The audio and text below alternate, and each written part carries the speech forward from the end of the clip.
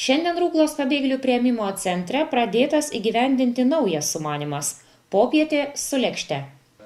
Kiekvieną kartą į Ruklos pabėgėlių priėmimo centrą atvykstant naujai užsieniečių grupiai, iš naujo tenka vieniems su kitais susipažinti, atrasti bendrą kalbą tarpusavyje tiek patiems užsieniečiams, tiek ir centro darbuotojams.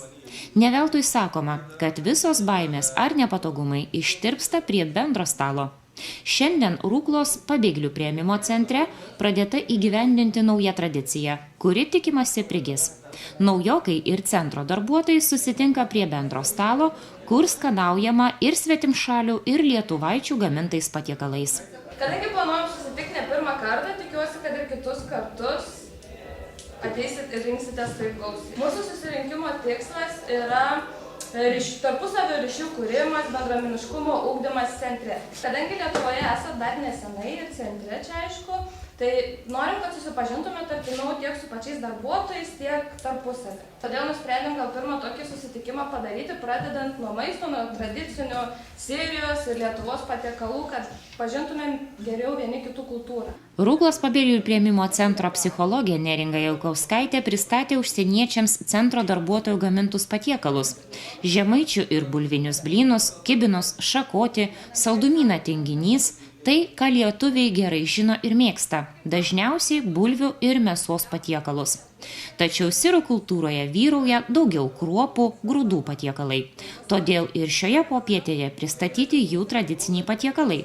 Mėsos patiekalas laham bažin, kebė, 7 skonių patiekalas, mndžadara, sirijietiški makaronai, vynuogių lapų balandėliai, kurie gaminame 8 valandas, blynai lekrep, ir pačius saldžiausius desertus – harisa, kamin ir tikriausia limonadą ir pačių rankomis gamintas sultis.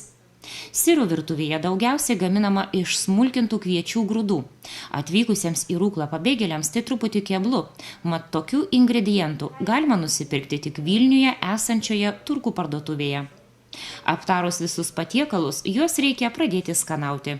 Pasak centro projektų vadovės, tokias popietės ketinama kartoti nuolatos. Šį kartą tai buvo tik moteriškas kolektyvas, tačiau ateityje į popietę su lėkšte bus kviečiami ir vyrai, kurių tarpe taip pat yra puikių virėjų ir kulinarų. Šiandien dalyvavom tokioj popietėj, kuri vadinasi Popietė su lėkšte, kurią organizavo mūsų centro socialinės darbuotojos, psichologė taip pat, ir gamino mūsų lietuviškus patiekalus. Ir mūsų gyventojos tada atsakančiai ruošia savo Sirijos patiekalus. Šita popietė buvo skirta tam, kad moteris daugiau susipažintų, pabendrautų, šiek tiek atsipalaiduotų nuo darbų, nuo rūpesčių. Kaip tik girdėjau, tuo pat metu organizavote jau ir kitos savaitės popietę, tai jau turbūt tokios popietės taps tradicinės ir kitoms žmonių grupėms. Aš tikiuosi, kad šita tradicija prigys ir kad iš tikrųjų skirtingos grupės galės kas savaitę susirinkti, pabendrauti prie arbatos, prie pyrago ar prie kitokios progos tiesiog. Bet turbūt nebus atskirti nei vyrai, nei vaikai, nes čia vien tik tai moteris šiandien dalyvavo, o sekantį kartą turbūt ir vyrus kviesit.